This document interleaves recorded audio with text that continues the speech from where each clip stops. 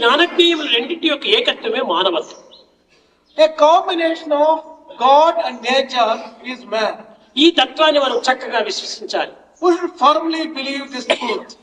దేహో దేవాలయ ప్రోక్తో జీవో దేవ సనాతనః. దేహము ఒక క్షేత్రము. Body, physical body is a field. ఎవరికి క్షేత్రము? For whom is it field? క్షేత్రజ్ఞుడే లేకపోతే క్షేత్రం ఎట్లా అవుతుంది? If there is no indweller, what is the use of this? కనుకనే భగవద్గీత క్షేత్రజ్ఞ చాపిమా విద్ధి అన్నాడు. నేను క్షేత్రజ్ఞుడై ఈ దేహాన్ని కూడా నువ్వు దానికి సంబంధించినటువంటి వాడిగా అనుభవిస్తున్నాను. This body is a temple.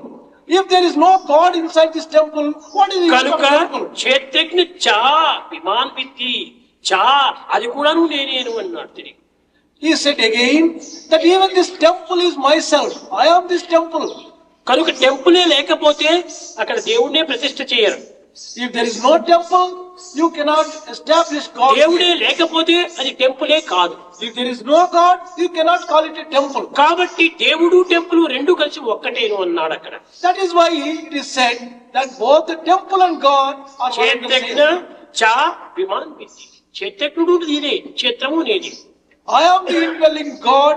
I am the temple. ఈ I am both. విధమైన సమభావాన్ని మనం అర్థం చేసుకుంటుంటే ఎంత ఆనందం మనలో ఆవిర్భవిస్తుంది. If we can understand this kind of equal meaning of all, how happy we can be.